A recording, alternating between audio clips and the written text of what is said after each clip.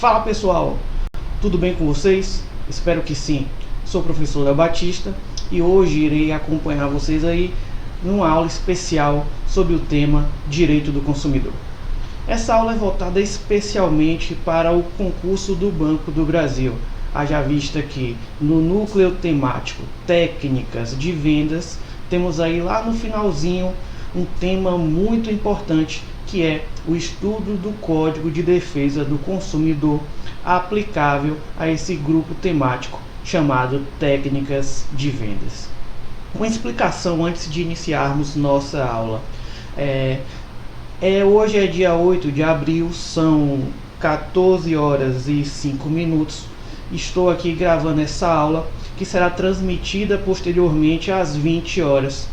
Pessoal, fizemos diversos testes.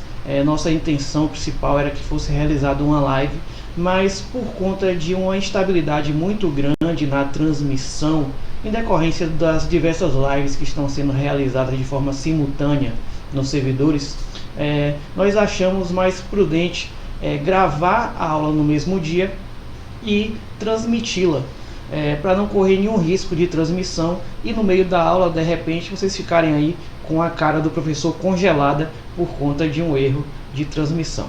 Beleza? Então vamos iniciar o nosso tema. Olha aí nossa tela.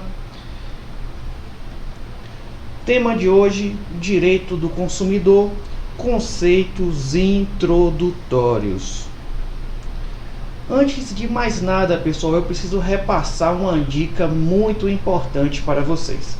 Haja visto que vocês já devem estar cansados de saber que a aula vai dar um norte, a aula vai suprir as dúvidas, vai te dar uma orientação. Mas o estudo mesmo, o que faz o candidato se tornar servidor público, se tornar empregado público, é o seu estudo em casa. E no que diz respeito ao direito do consumidor para concursos bancários, eu tenho uma dica infalível para você gabaritar qualquer prova que caia direito do consumidor. E a dica é simples, talvez até muitos de vocês já saibam, quem é meu aluno lá do Gênio Curso, já falei isso diversas vezes. A leitura reiterada e sistemática da letra seca da lei, ou seja, a letra do Código de Defesa do Consumidor, é imprescindível, é importantíssima, porque boa parte, se não a maioria das questões a respeito desse tema vão seguir aquela metodologia pouco criativa. Por que eu falo metodologia pouco criativa? Porque as bancas têm a mania de fazer o quê? Pega o conceito de consumidor que está lá no artigo 2º do Código de Defesa do Consumidor, copia e cola na prova. Aí troca algum elemento, ou então pega totalmente em sua literalidade, copia e cola. Então a leitura reiterada, para que você se familiarize com a redação do Código de Defesa do Consumidor, é imprescindível para você acertar as questões. Beleza? Então, dito isso, vamos partir aí para o nosso estudo. Pessoal, para falar de direito do consumidor aplicado nas técnicas de vendas, precisamos falar acerca das relações contratuais e até mesmo da evolução das relações contratuais. Haja vista que contrato é todo acordo de vontade no qual dois indivíduos fazem lá ajustes recíprocos. Desde as eras mais remotas, o contrato existia não da forma como hoje conhecemos, o contrato formalizado, escrito, redigido, não. Contrato verbal. Posteriormente fomos evoluindo até a formalização do contrato. No entanto, para a nossa aula de hoje não precisamos ir até eras tão longínquas. Vamos trazer aí épocas mais próximas, para que vocês consigam compreender a dimensão do assunto e ter um melhor entendimento e conseguir acertar questões, já que esse é o nosso objetivo. Pessoal, podemos ver aí, dividir a evolução das relações contratuais com fins didáticos para concurso público em dois momentos. O primeiro é o do contratualismo clássico. contratualismo clássico. E a principal característica deste momento aí é justamente uma presunção, porque nesse momento presume-se a igualdade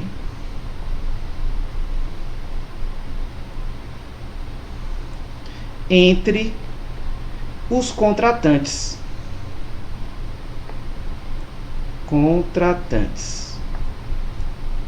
Presume-se uma igualdade entre os contratantes. Ou seja, imagine aí uma situação: contrato de compra e venda de um imóvel, de uma casa. João quer adquirir o imóvel, quer comprar o imóvel que está à venda e é de propriedade de José. João e José realizam um contrato de compra e venda, celebram esse contrato. Sob a égide do contratualismo clássico, João e José são partes iguais, o comprador e o vendedor.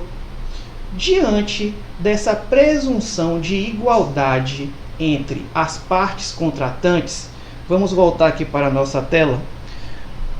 O que vai imperar aqui, a característica seguinte, é justamente a autonomia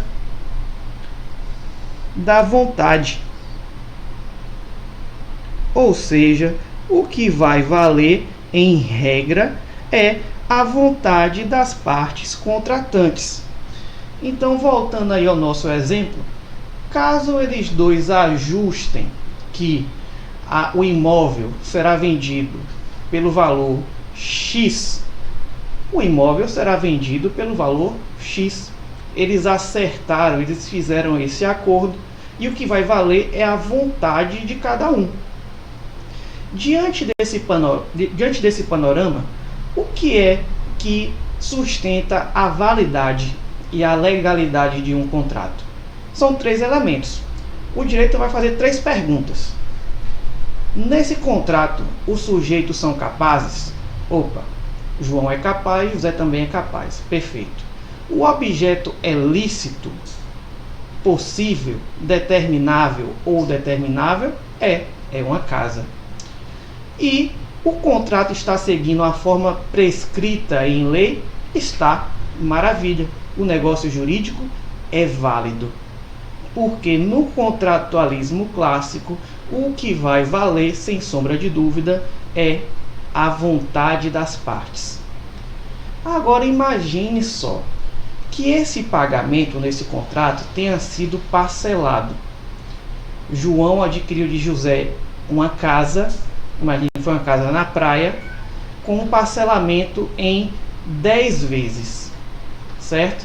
Aí imagine o seguinte: imagine que seja estipulado no contrato uma multa em caso de atraso em uma parcela no pagamento.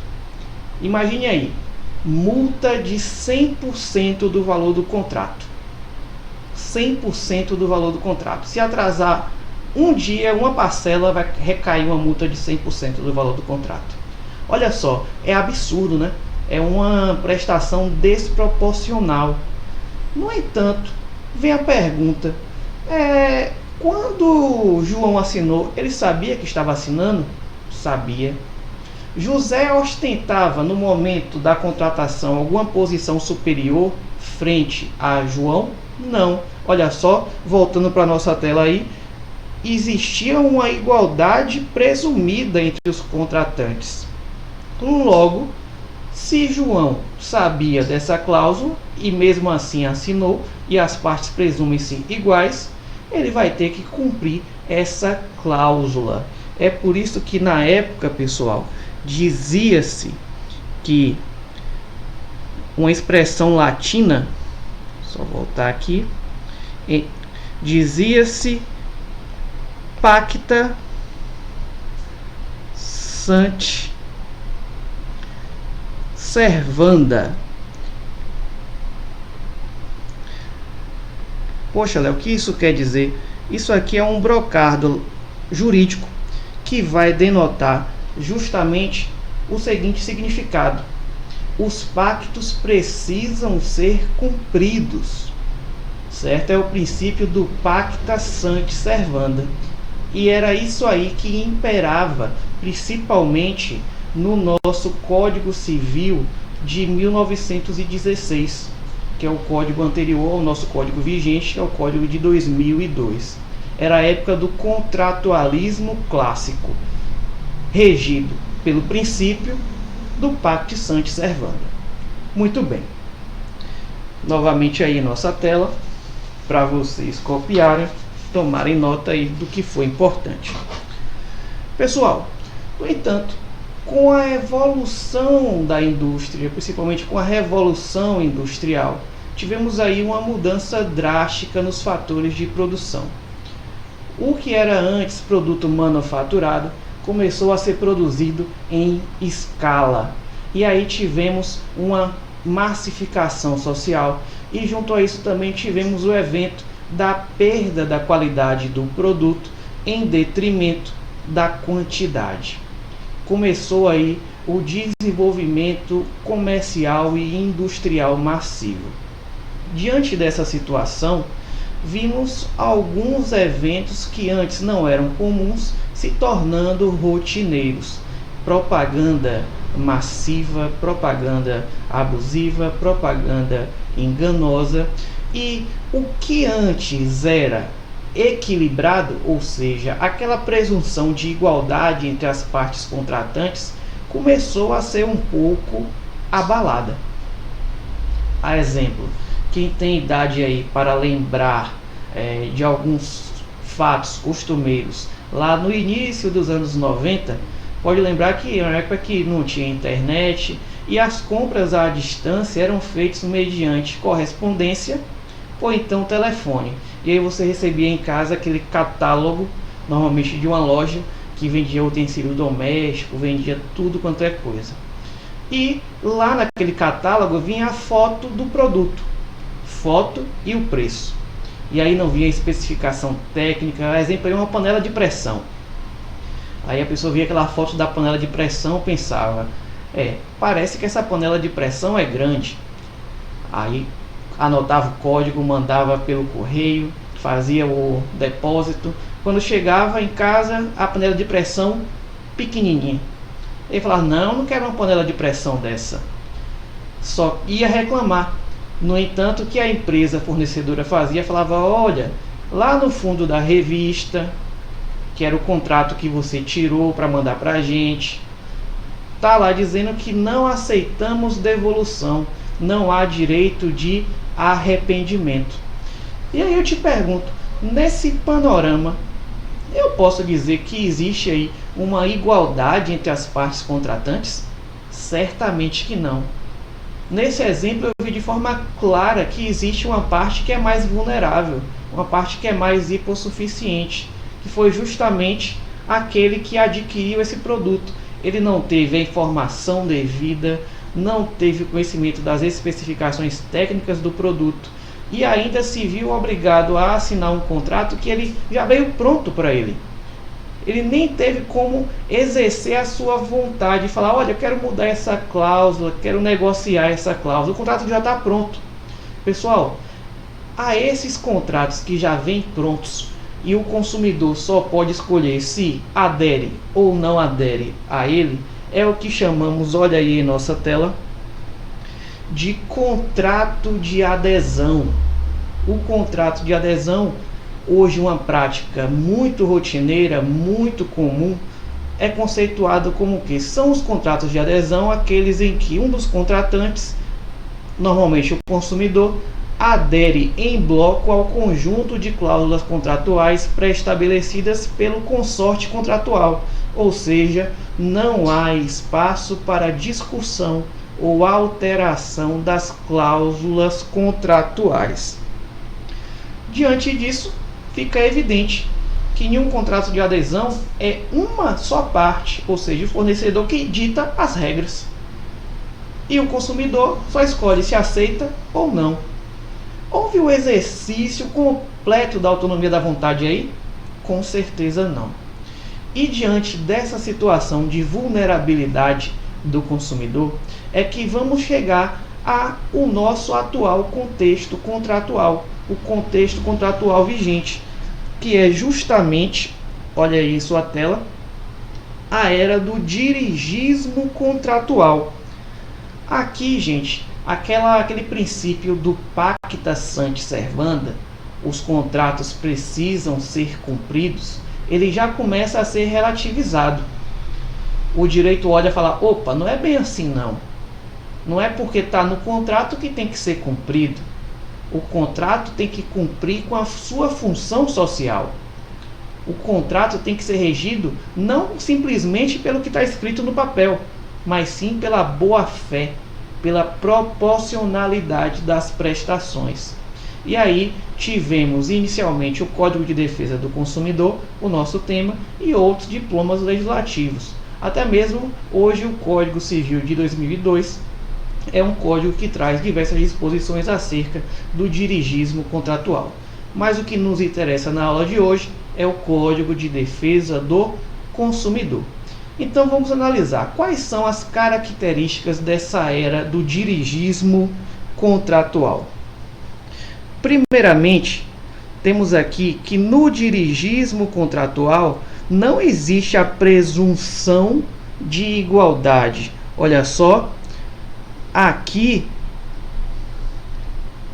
pode-se dizer que essa era presume a desigualdade entre as partes contratantes. Presume a desigualdade entre as partes contratantes. Diante disso, a autonomia da vontade vai ser relativizada. Olha só, o Estado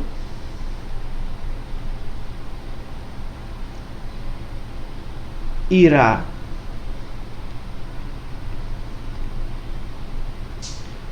tutelar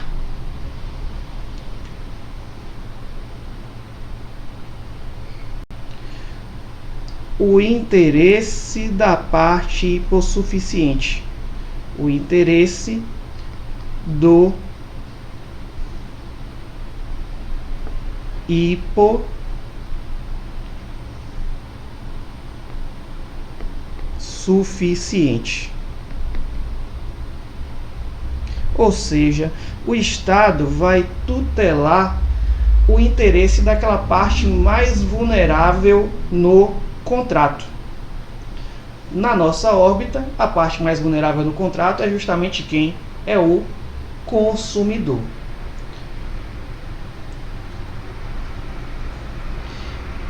E agora, dando o enfoque à nossa aula, vamos adentrar de vez aí ao Código de Defesa do Consumidor. Até agora você já sabe para que existe o Código de Defesa do Consumidor. Vimos aí que o Código de Defesa do Consumidor é um dos principais expoentes da era denominada dirigismo contratual.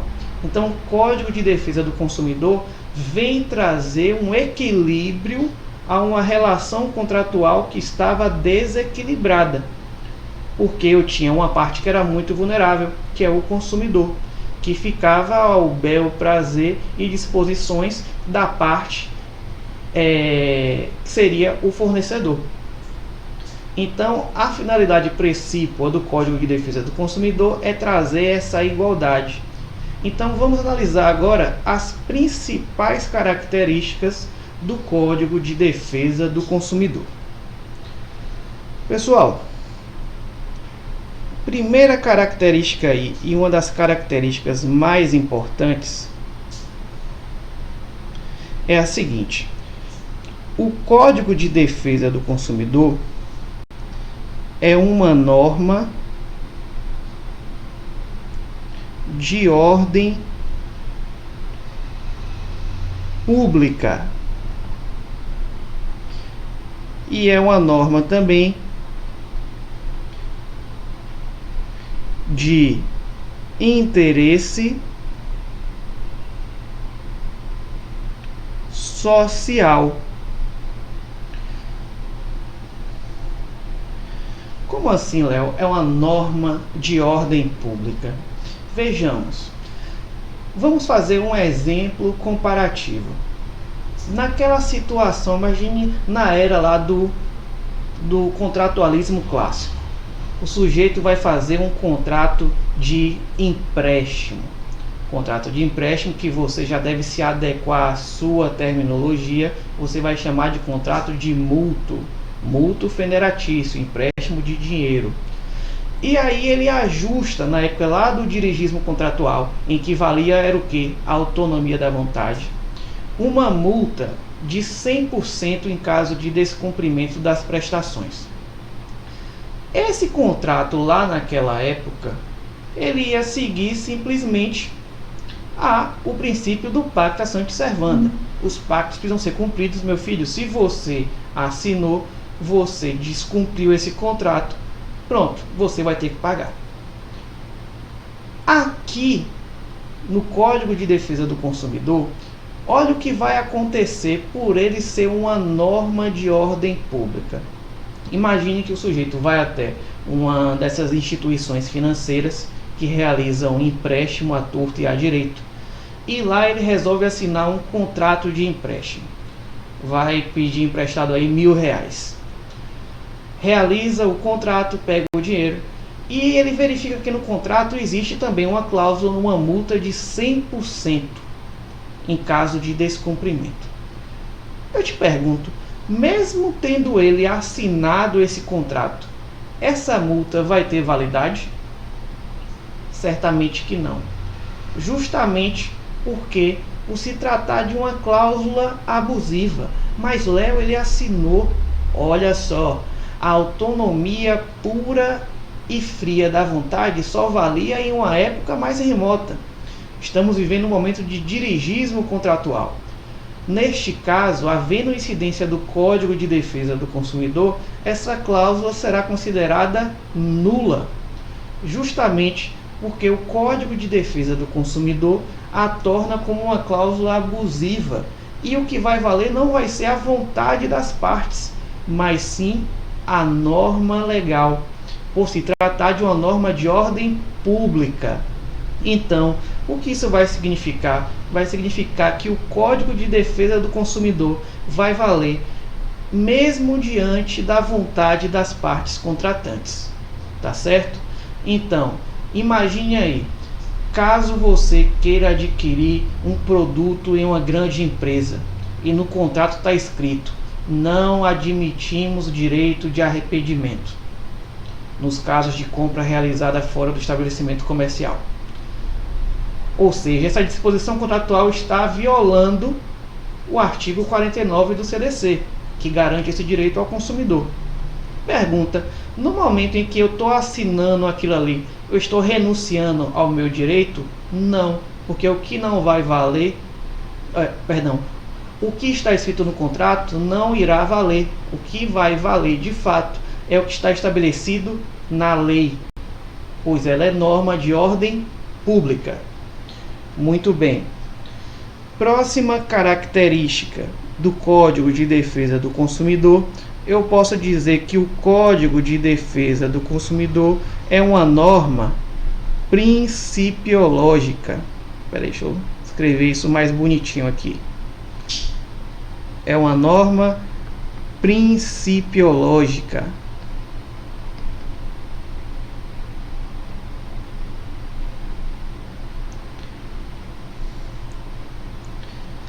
Pessoal, norma principiológica. Você precisa gravar aí essas três características. Código de Defesa do Consumidor é uma norma de ordem pública e de interesse social, pois corresponde ao anseio de toda a sociedade. E ela também é uma norma principiológica, porque ela é constituída, em sua grande maioria, por princípios e não por regras. Vamos entender isso? Primeiramente, é imprescindível você saber a diferença de regras e princípios, porque não adianta só você decorar, gente. A melhor forma de você pegar um conteúdo, de você assimilar o conteúdo, não é decorando, é entendendo. Então, por que o CDC é uma norma principiológica? Primeiramente, vamos distinguir o que é regra e o que é princípio.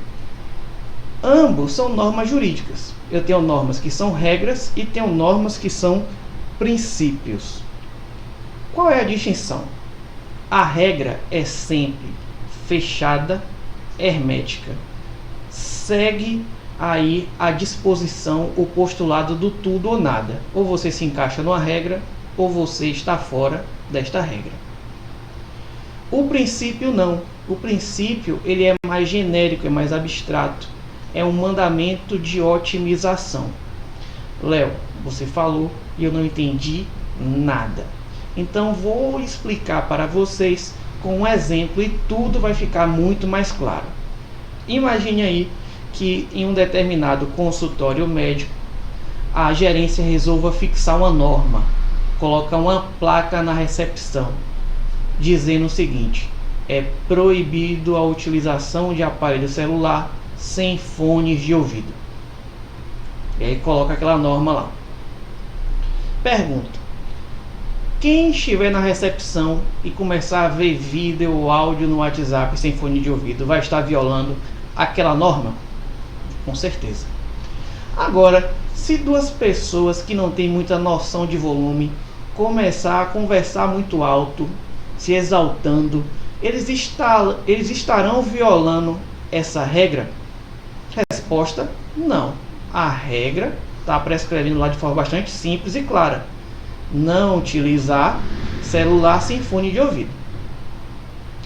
Aí a gerência resolve modificar a redação da norma e coloca uma nova placa dizendo o seguinte: é proibido fazer barulho e causar tumulto na recepção. Aí agora eu te pergunto: o sujeito que vê vídeo ou áudio no celular sem fone de ouvido viola essa norma? Viola. Os caras que estão conversando muito alto vão violar essa norma? Vão violar essa norma. O sujeito chega cantando na recepção, vai violar essa norma? Vai violar essa norma.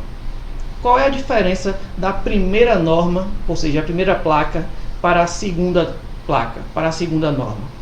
Na primeira norma, ela só gera um único comando, gerou uma única proibição, mas a segunda norma gerou inúmeras proibições, quase que infinitas. Pessoal, conseguiram compreender a diferença? Pois bem, parabéns! Você acabou de aprender a diferença de regra e princípio. A primeira norma jurídica era uma regra, porque de uma regra só vai dimanar um único comando. Ou você se encaixa na regra, ou você está fora da regra. E o princípio? De um único princípio podem surgir diversos comandos, inúmeros comandos. E aí agora eu te lanço uma pergunta. Para você proteger uma classe de vulneráveis, ou seja, os consumidores, é mais fácil você fazer um código principiológico ou um código com regras apenas? Obviamente, você vai ter uma proteção muito mais efetiva se você criar uma norma principiológica. E é justamente por isso que o Código de Defesa do Consumidor traz lá diversos princípios a fim de proteger com maior efetividade essa parte vulnerável que é o consumidor. Pois bem, vamos agora, pessoal, partir para o momento que eu considero o momento mais importante desta aula, que são os conceitos centrais, os conceitos principais do direito do consumidor.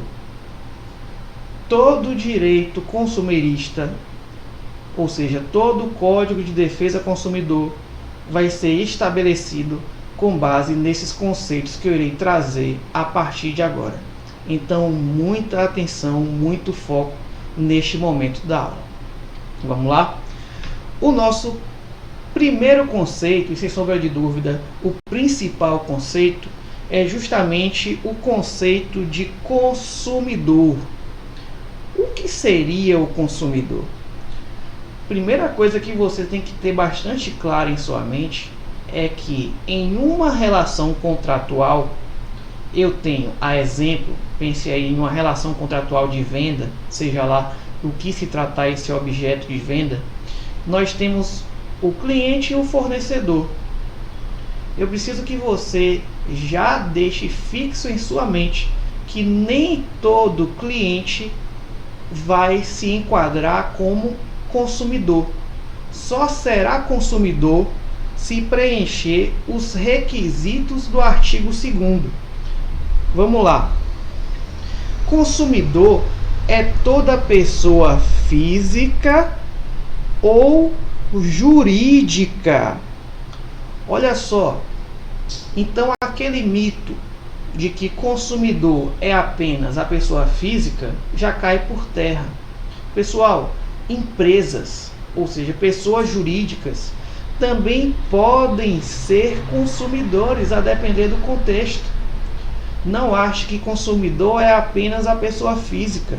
Uma sociedade empresária também pode ser consumidor, porque o artigo 2º está deixando bastante claro aqui em sua tela que o consumidor pode ser tanto a pessoa física quanto a pessoa jurídica. Poxa, Léo, então uma empresa pode gozar dos direitos inerentes ao consumidor? Pode. E veremos aí que isso, claro, vai variar conforme o contexto. Vamos voltar aí para o nosso conceito, porque ele ainda não acabou. Consumidor é toda pessoa física ou jurídica que adquire ou utiliza o produto ou serviço. Outra coisa que precisa ser desmistificada. Não ache que consumidor é apenas aquela pessoa que compra. Apenas aquela pessoa cujo nome é emitido na nota fiscal do produto ou do serviço. Consumidor é quem adquire o produto ou serviço ou quem utiliza. Então imagine aquele exemplo, aquela situação hipotética na qual o sujeito resolve comprar um celular para a sua namorada ou para o seu namorado.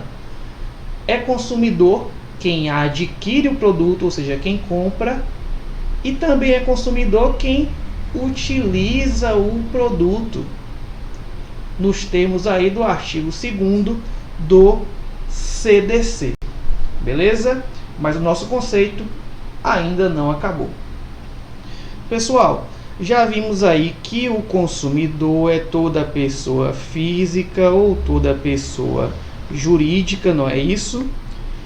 Que adquire ou utiliza o produto. Beleza. Agora a parte mais importante. Como destinatário final. Léo, o que seria o destinatário final do produto? Seria aquele sujeito que compra, adquire e não mais vende? Simplesmente? Pessoal, temos aí duas teorias, duas grandes teorias que irão definir o que é o destinatário final para fins de configuração da figura do consumidor. Temos a teoria finalista, que é a principal e que é a adotada em nosso direito. Vamos falar um pouco dela. Olha aí, teoria finalista. Segundo essa teoria finalista, pessoal, será consumidor, vamos botar aqui, será consumidor quem adquire o produto como destinatário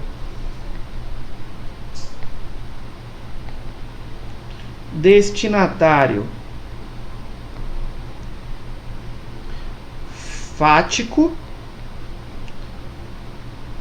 e econômico.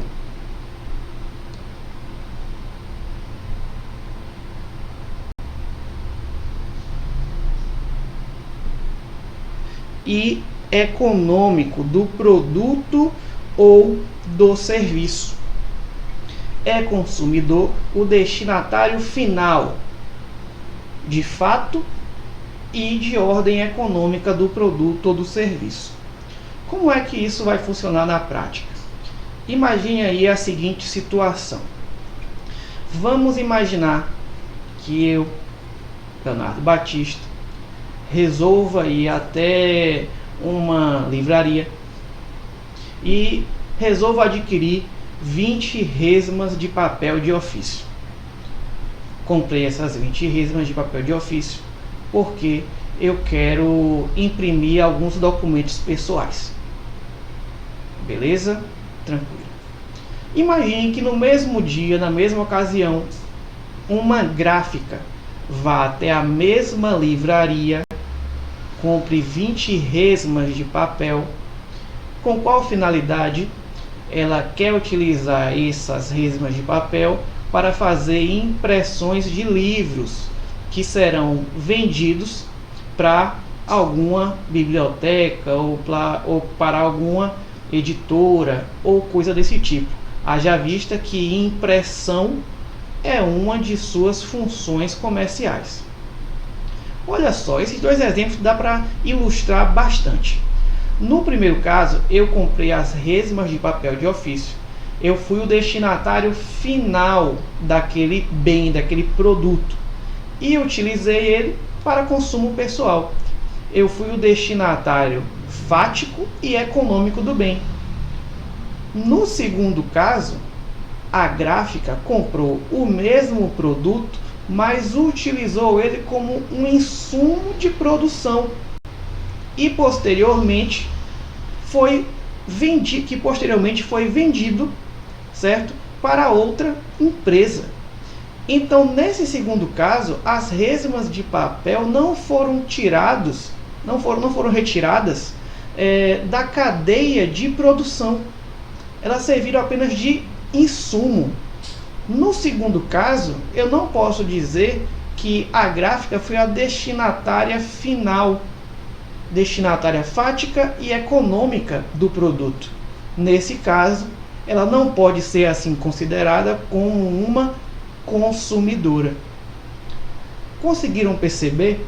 Não vai ser o produto, a quantidade, que vai definir se o sujeito é ou não consumidor. Será o contexto, será o que? A destinação do bem. Se o bem sair da cadeia de produção, não teremos aí justamente a configuração de uma relação de consumo. Mas, se o sujeito adquire o produto ou serviço para dar continuidade à cadeia de produção, não haverá uma relação de consumo. Será uma relação regida aí pela legislação civil comum. Beleza? Então grave aí que pela teoria finalista, que é a teoria que o nosso direito hoje defende com maior ênfase em nossos tribunais, é que o consumidor é o destinatário final, ou seja, o destinatário fático e econômico do produto ou do serviço.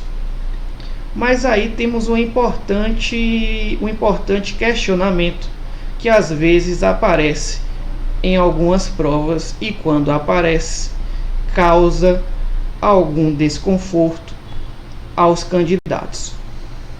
Existe alguma exceção a essa teoria? Léo, se você já colocou aí é porque deve existir. Sim, existe. Cláudia Lima Marques, uma importante doutrinadora brasileira, especialista, hoje sem sombra de dúvida, o principal expoente no que diz respeito a direito do consumidor em nosso país.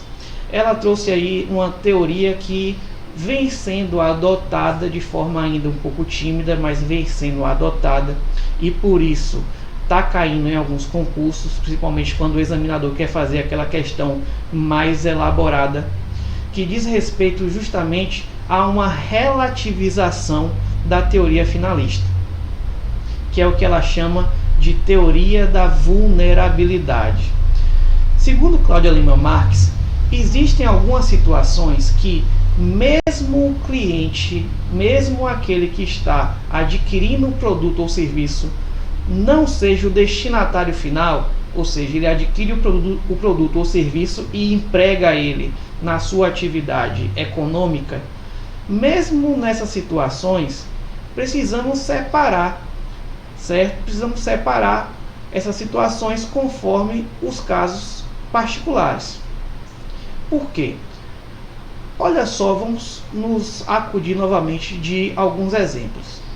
Imagine aí uma empresa especializada em transporte de pessoas. Tem uma frota de mais de 1.000 veículos. Resolve comprar mais um veículo na concessionária. Comprei o produto, maravilha, uma empresa que trabalha no ramo comprou esse produto nas mãos de outra empresa, uma concessionária, para utilizá-lo na sua atividade empresarial. Você aí, pela teoria finalista, já responde de forma bastante prática. Essa não é uma relação de consumo, porque essa empresa que adquiriu esse automóvel, ela não é a destinatária final do bem. Ela utiliza o bem na sua prática comercial, na sua atividade econômica. Beleza, raciocínio perfeito. Agora, vamos mudar um pouco o nosso exemplo. Imagine que o taxista, ele vai até uma concessionária e resolve adquirir um automóvel. Pergunta: esse taxista, ele é destinatário final do bem? Não, porque ele vai empregar o bem justamente em sua atividade econômica. Mas qual é a diferença do primeiro exemplo e do segundo exemplo?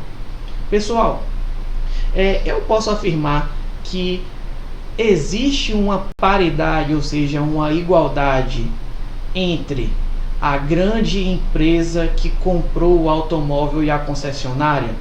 Posso dizer que sim. Não existe aí qualquer tipo de vulnerabilidade. Logo, não há relação de consumo. Mas não seria o taxista vulnerável frente a uma grande concessionária, mesmo não utilizando o bem como destinatário final? Claro, ele seria. Então, o que é que diz essa teoria da vulnerabilidade?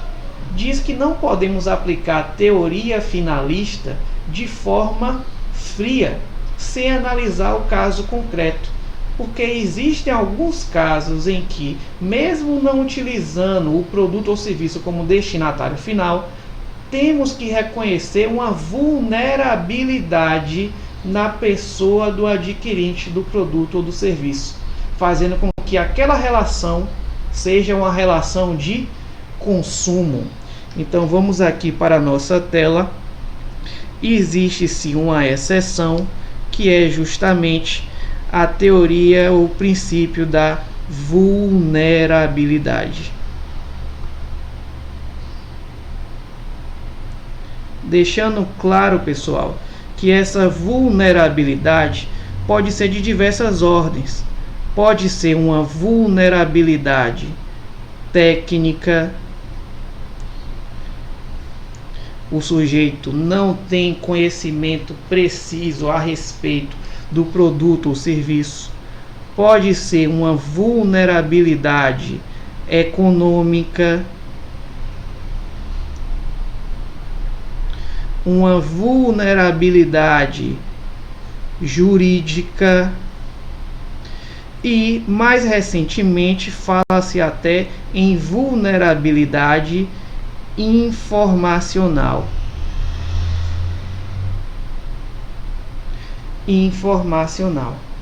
Então, fique ligado quanto a isso. Qual é a regra geral? Aplicação da teoria finalista. Ou seja, consumidor é o destinatário fático e econômico, destinatário final. Tenho exceção a isso? Tenho a teoria da vulnerabilidade. Caso o sujeito comprove que, mesmo não utilizando o produto ou serviço como destinatário final, mas que ele é vulnerável técnica, econômica ou juridicamente, ou ainda de forma informacional, ele pode ter caracterizado aquela relação como uma relação de consumo. Beleza? Como é que isso cai aí em nossas provas? Vamos analisar algumas questões de prova ao longo da nossa aula para a gente conseguir ilustrar o nosso pensamento, para que você fique afiado, afiada para gabaritar as questões de direito do consumidor que podem aparecer aí no futuro concurso do Banco do Brasil. Olha só, questão realizada pelo CESP. À luz do Código de Defesa do Consumidor, julgue o item a seguir. Uma sociedade empresária que compra peças de outra sociedade empresária e as utiliza na montagem de produto que revende, poderá invocar em seu favor normas do CDC, no caso de ajuizamento de ação contra a pessoa jurídica que lhe vende as peças. Pessoal, nesse caso prático trazido pelo CESP, está bastante claro que é uma sociedade empresária que compra peças de outra sociedade empresária. Isso não serve de nada para definir se é relação de consumo ou não, porque você já sabe que pessoa jurídica pode ser consumidora. Mas aí vem o elemento principal desse caso hipotético, que diz que a sociedade empresária utiliza essas peças na montagem do produto que revende. Ou seja, ela não é destinatária final do bem. Ela utiliza aquela peça como insumo de sua produção. Ela usa aquela peça para criar um novo produto que vai revender. Não é destinatário final. A questão fala alguma coisa sobre vulnerabilidade? Não fala. Então eu tenho aí que essa sociedade empresária não é consumidora e logo não poderá ter aplicado a ela o Código de Defesa do Consumidor. Então olha só, quando fala aqui que poderá invocar em seu favor as normas do CDC, isso aqui é falso. Muito bem, vamos ver aí mais uma questão para a gente ficar afiado. Questão também do CESP, agora do Banco da Amazônia. A consultoria JM Imobiliária Limitada adquiriu da Nobre Indústria de Imóveis Limitadas algumas cadeiras giratórias para acomodar 5 novos empregados no escritório da matriz. Considerando a situação apresentada e as normas de direito do consumidor, julgue os itens a seguir. A relação jurídica entre a consultoria JM Imobiliária Limitada e a Nobre Indústria de Imóveis Limitadas não pode ser considerada relação de consumo. Pessoal, olha só, nesse exemplo eu tenho que uma pessoa jurídica adquiriu de outra pessoa jurídica cadeiras. Isso é o suficiente para configurar a relação de consumo ou não? Não é o suficiente. Só que fala o quê? Que foram cadeiras giratórias para acomodar empregados no escritório da matriz. Pergunta: a cadeira está sendo utilizada na atividade econômica da empresa? A questão nem fala qual é a atividade econômica da empresa. Logo, conseguimos perceber de forma bastante tranquila que essas cadeiras estão sendo utilizadas aí como o produto de uso interno da própria empresa. Ou seja, no caso dessas cadeiras, a empresa adquirente está sendo destinatária final desses produtos. Então, olha só, a relação jurídica entre a consultoria JM e a Nobre Indústria de Imóveis não pode ser considerada relação de consumo? Claro que pode ser considerada relação de consumo, tranquilamente. Então a questão aqui está errada. Pessoal, agora veremos aí o conceito de consumidor ou equiparação. A lei coloca algumas figuras que serão por equiparação, ou seja, por analogia, também consideradas como consumidor. Eu tenho aí 3 casos que se autoexplicam, certo? Espalhados pelo Código de Defesa do Consumidor. O primeiro é o artigo 2º, depois o artigo 17 e o artigo 29 deste Código. O artigo 2º, em seu parágrafo único, vai dizer que equiparam-se a consumidor a coletividade de pessoas, ainda que indetermináveis, prestar atenção nisso, que haja intervido na relação de consumo. O artigo 17 vai preceituar que que, para efeitos desta seção, equipara-se a consumidores todas as vítimas do evento. Então, olha só, caso haja um evento danoso em razão de um vício no produto ou do serviço, e esse dano acaba se espalhando não só para a pessoa do adquirente, mas para outras pessoas, essas outras pessoas que participaram, que sofreram também com o evento danoso, serão consideradas consumidoras, serão equiparadas ao consumidor. E aí também, por fim, temos o artigo 29, que fala que equipara-se a consumidores todas as pessoas determináveis ou não expostas a práticas nele previstas. Muito bem.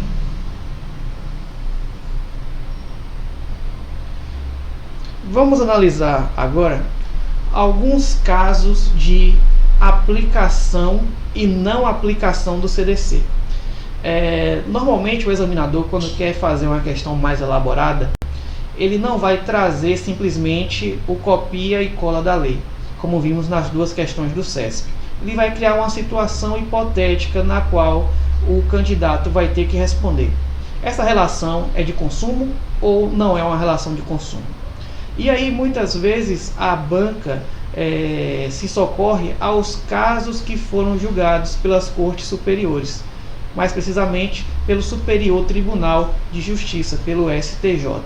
E aí eu trouxe alguns casos emblemáticos em que se aplica e que não se aplica o Código de Defesa do Consumidor nos termos da jurisprudência do STJ. Vamos analisar aqui. Olha só, casos de aplicação do CDC. Primeiro caso aqui, importantíssimo para a sua prova: contratos de plano de saúde.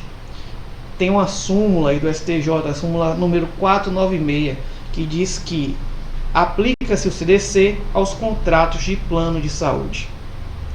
Também é aplicável o CDC aos serviços funerários. E aí, piadas à parte, o sujeito que recebe o serviço funerário, ele sem sombra de dúvida é o destinatário final mesmo. Logo, aplica-se o CDC. Contrato de seguro contratado por microempresa. Também, olha só, e aqui é um exemplo de vulnerabilidade. Também aplica-se o Código de Defesa do Consumidor. Olha o exemplo que eu falei há um tempo atrás aqui na aula: taxista que compra veículo em concessionária. Mesmo ele não sendo um destinatário final do produto, fica comprovável, no caso concreto, a sua vulnerabilidade frente ao fornecedor do produto. Agora vamos aí a alguns casos de não aplicação do CDC. Eu não aplico CDC em locação predial urbana. A locação predial é regida por diploma normativo próprio, a lei do inquilinato. Logo, eu não aplico o CDC. Também não se aplica o CDC na relação entre o lojista e a administradora do shopping center. Não há aqui relação de consumo. Haja vista que o lojista, obviamente, não dá fim à cadeia de produção econômica, ele continua. E também não há aplicação do CDC em serviços advocatícios, pois os serviços advocatícios são regidos aí pelo Estatuto da OAB. Muito bem, vimos aí essas situações em que os contratos não recebem aplicação do CDC. Vamos analisar agora, pessoal, o próximo conceito. Vimos já o conceito de consumidor, vamos analisar agora o conceito de fornecedor. Vamos lá. Fornecedor é toda pessoa física ou jurídica. Então não ache que fornecedor é só a pessoa jurídica, ou seja, é só a empresa. Uma pessoa física, um autônomo, por exemplo, também pode ser fornecedor. O fornecedor pode ser uma pessoa pública ou privada, nacional ou estrangeira, bem como os entes despersonalizados, que desenvolvem atividade de produção, montagem, criação, construção, transformação, importação, exportação, distribuição ou comercialização de produtos ou prestação de serviços. Olha só, o conceito de fornecedor, pessoal, é um conceito muito amplo. Você já viu aí que tanto a pessoa jurídica quanto a pessoa física, inclusive os entes despersonalizados, podem ser considerados fornecedores nos termos da legislação consumerista. E aí, informação quente para a sua prova, que no que diz respeito ao fornecedor, temos aí a súmula número 297 do STJ, que preceitua que o Código de Defesa do Consumidor é aplicável às instituições financeiras. Logo, vocês aí, futuros escrituários do Banco do Brasil, fiquem ligados, porque vocês irão trabalhar diretamente com a instituição financeira e ela é considerada um fornecedor. Logo, as relações envolvendo banco e cliente serão consideradas uma relação de consumo. Vamos analisar aí mais uma questão que foi objeto do concurso da Caixa para técnico bancário, no que diz respeito a esse conceito. Julgue a assertiva abaixo. Fornecedor é a pessoa jurídica, pública ou privada, nacional ou estrangeira, que desenvolve atividade de produção, montagem, criação, construção, transformação, importação, exportação, distribuição ou comercialização de produtos ou prestação de serviços. Pessoal, o examinador copiou e colou aquilo que estava no Código de Defesa do Consumidor. A maioria das questões irá seguir essa metodologia. Aqui tivemos o copia e cola total. Logo, a assertiva está correta, pois corresponde ao dito lá no artigo 3º do Código de Defesa do Consumidor. Beleza. Vamos agora ao conceito de produto. Porque você já sabe que consumidor é aquele, que vai adquirir produto ou serviço como destinatário final. Produto, conceito simples, está aí em sua tela. É qualquer bem móvel ou imóvel, material ou imaterial.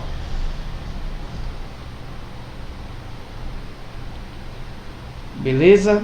Deixa eu voltar aqui rapidinho. Tá aí o nosso conceito de produto.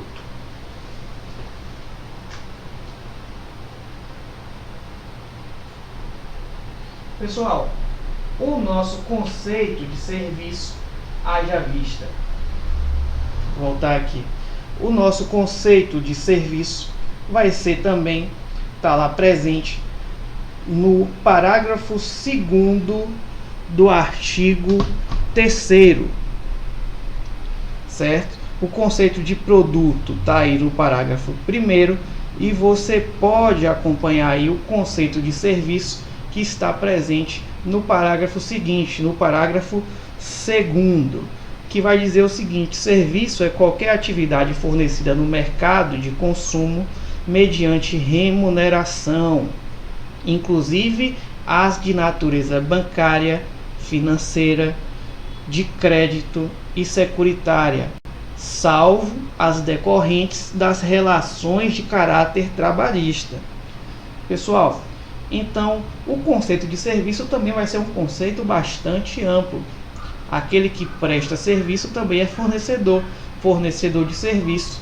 Só que você vai ter o cuidado de excluir aí aquelas relações de caráter trabalhista, perdão. Porque haja vista que prestador de serviço é uma coisa e empregado é outra. O prestador de serviço pode ser aí regido pela relação de consumo, a depender do caso concreto. Mas caso haja relação trabalhista, eu vou ter aí uma relação afeta ao direito do trabalho e não ao direito do consumidor. Vamos analisar aqui agora algumas questões para a fixação do nosso conteúdo. Questão aí da Fundação Carlos Chagas, do Banco do Brasil. Para responder às questões de número 71 e 73, considere a Lei 8.078, que é o Código de Proteção e Defesa ao Consumidor. Vamos lá.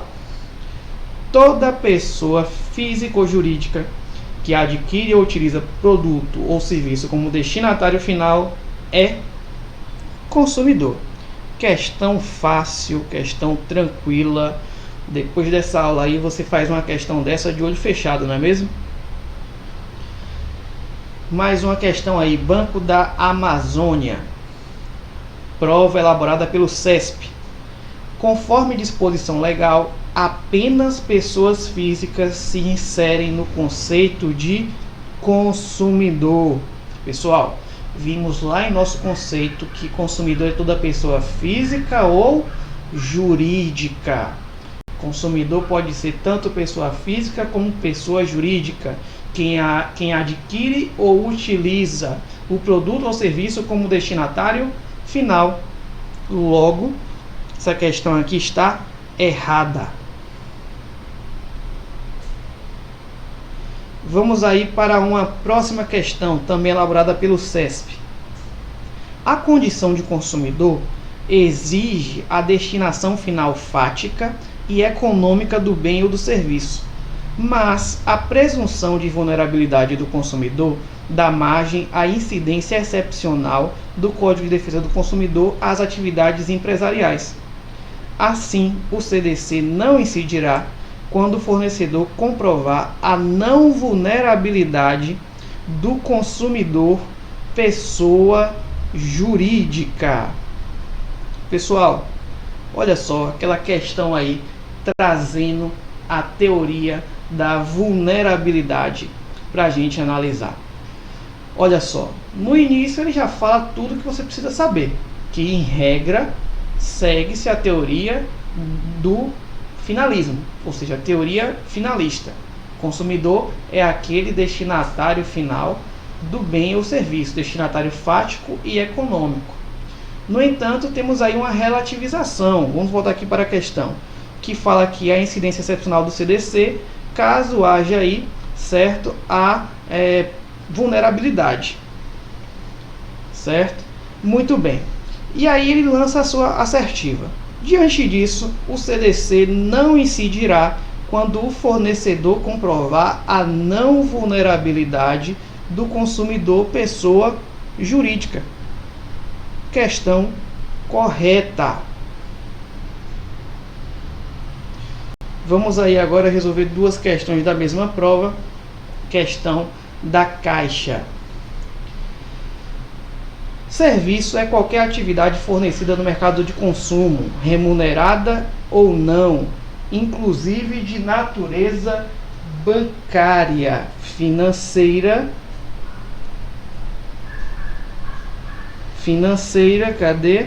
de crédito e securitária, e aquelas decorrentes da relação de caráter trabalhista. Gente, vimos lá no nosso conceito de serviço que o serviço é atividade remunerada e não se inclui aí dentro deste conceito aqueles serviços prestados no âmbito de uma relação trabalhista. Logo, questão aqui errada. Próxima questão. Produto para efeito de consumo é qualquer bem móvel ou imóvel, material ou imaterial. Perfeito. Corresponde aí ao conceito previsto para produtos.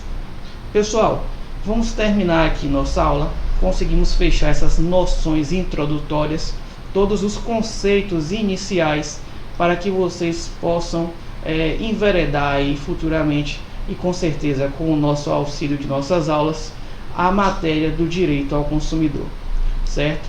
Estudem bastante, fiquem em casa, mas não deixem de estudar, tá beleza? Até a próxima.